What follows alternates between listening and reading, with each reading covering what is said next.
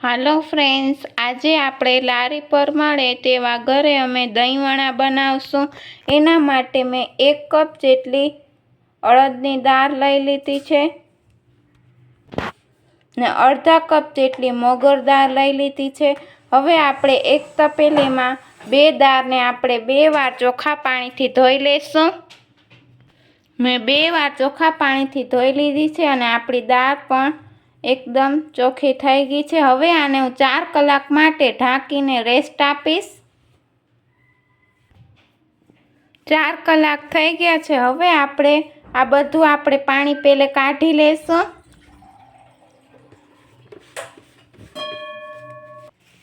મેં બધું જ પાણી કાઢી લીધું છે। હવે એક મેં મિક્સર જાર લઈ લીધું છે, એની અંદર હું થોડું એડ કરીશ પહેલે।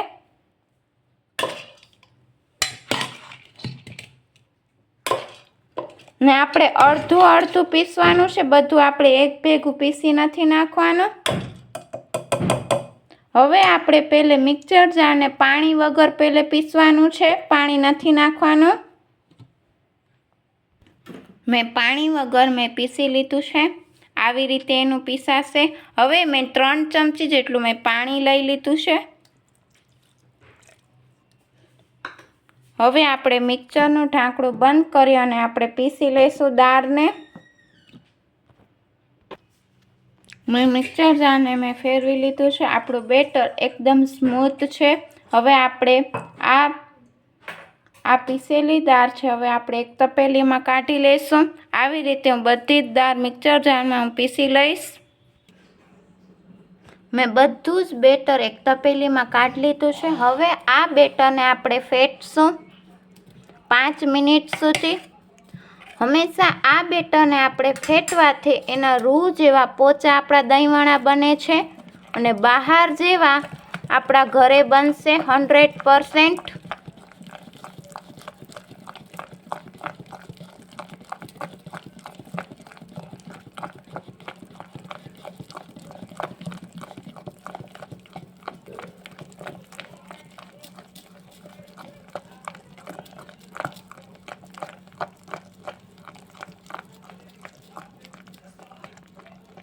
આપણું બેટર એકદમ સ્મૂથ થઈ ગયું છે।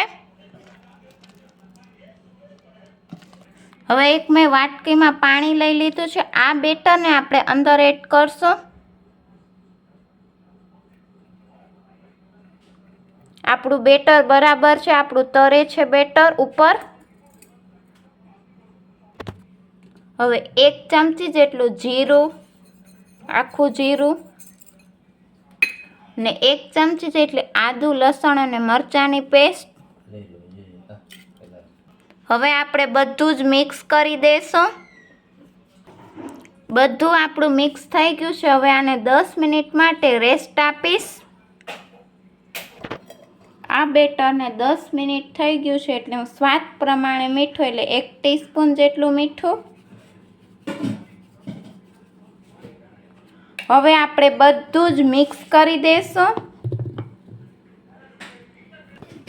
દહીંવડા બનાવવા માટે મેં એક તેલ ગરમ કરવા મૂકી દીધું છે।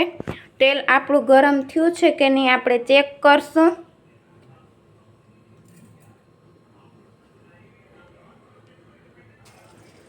તેલ આપણું દહીંવડા માટે રેડી થઈ ગયું છે।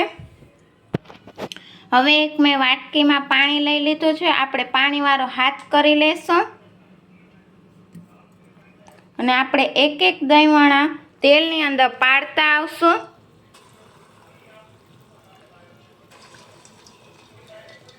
ને દહીંવડાને આપણે મીડિયમ ગેસ ઉપર તળવાનું છે, ફૂલ ગેસ ઉપર નથી તળવાનું।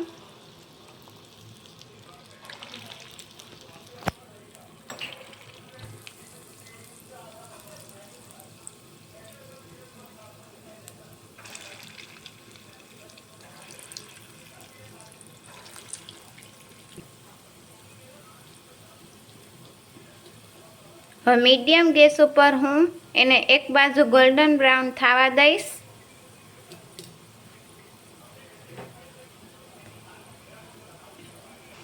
મીડિયમ ગેસ ઉપર આપણું એક બાજુ ગોલ્ડન બ્રાઉન થઈ ગયું છે, એટલે આપણે પલટાવી લઈશું જારાથી।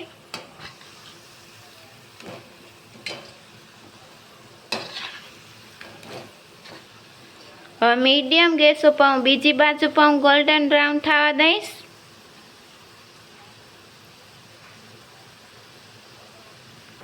મીડિયમ ગેસ ઉપર આપણું બીજી બાજુ પણ થઈ ગયું છે, એટલે જારાથી હું એક પ્લેટમાં કાઢી લઈશ. આવી રીતે હું બધા જ દહીંવડા બનાવી લઈશ. ફ્રેન્ડ્સ, જો આપણા દહીંવડા એકદમ રૂ જેવા પોચા બન્યા છે, જોઈ લો ફ્રેન્ડ્સ.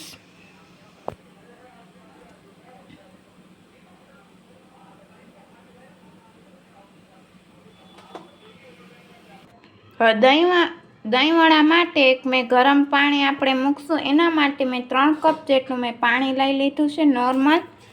હવે આના ગેસ ઉપર આને મૂકી દઈશું, આ તપેલીને.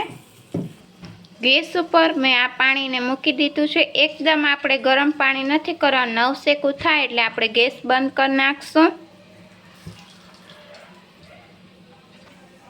પાણી આપણું નવસેકું થઈ ગયું છે, એટલે મેં ગેસ બંધ કરીને એક મેં નીચે પટમાં તપેલીને રાખી દીધું છે. હવે આ નવસેકા પાણીમાં હું અડધી ટીસ્પૂન જેટલી હિંગ નાખવાથી એનો દહીંવડાનો ટેસ્ટ એકદમ સરસ થાય છે. 1 ચમચી જેટલું મીઠું, એટલે સ્વાદ પ્રમાણે મીઠું. થોડાક ધાણા 2 ચમચી જેટલા. હવે આપણે બધું જ મિક્સ કરી દઈશું. આપણે જે દહીંવડા બનાવ્યા હવે આપણે નવસેકા પાણીમાં એડ કરી દઈશું.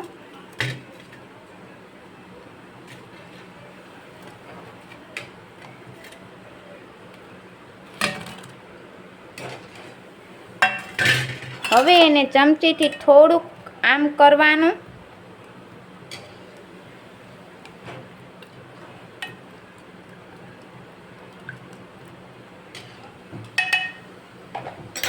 હવે એને ઢાંકીને 5 મિનિટ માટે એને રહેવા દઈશું. હવે એક મેં તપેલીમાં દહીં લઈ લીધું છે.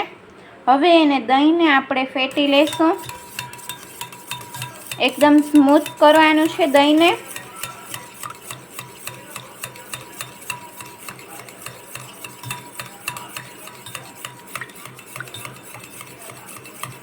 એકદમ સ્મૂથ થઈ ગયું છે આપણું દહીં. હવે મેં 3 ચમચી જેટલી દળેલી ખાંડ લઈ લીધી છે.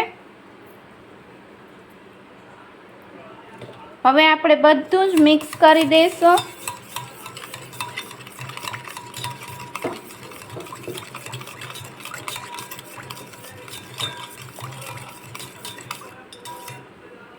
બધું આપણું મિક્સ થઈ ગયું છે, એટલે હવે આને દહીંને સાઈડમાં રાખી દઈશું. દહીંવડા આપણા એકદમ ઉપસી ગયા છે. હવે આપણે પાણીમાંથી એને કાઢી લઈશું.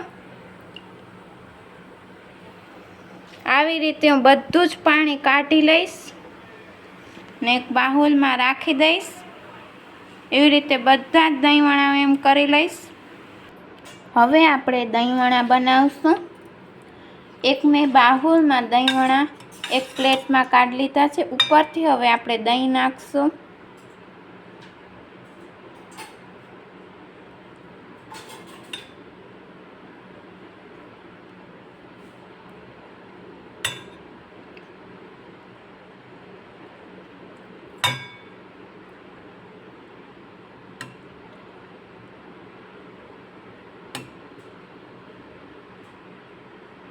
દહીંવડામાં હંમેશા આપણે દહીં જરાક વધારે જ એડ કરો ને તો એનો ટેસ્ટ સરસ આવે છે.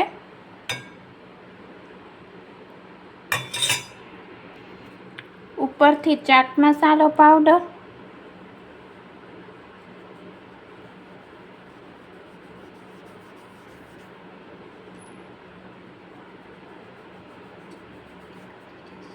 જીરા પાવડર,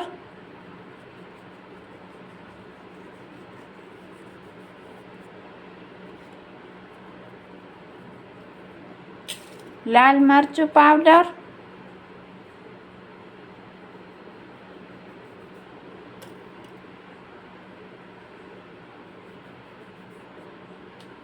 જરાક મીઠું સ્વાદ પ્રમાણે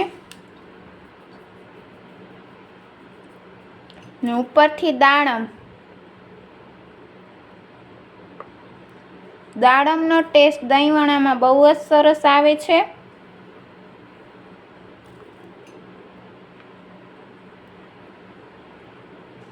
ઉપરથી આપણે દહીં રેડશું.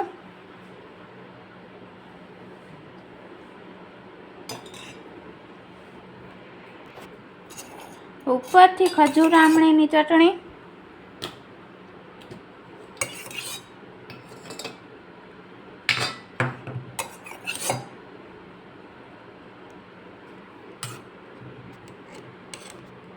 લીલી ચટણી.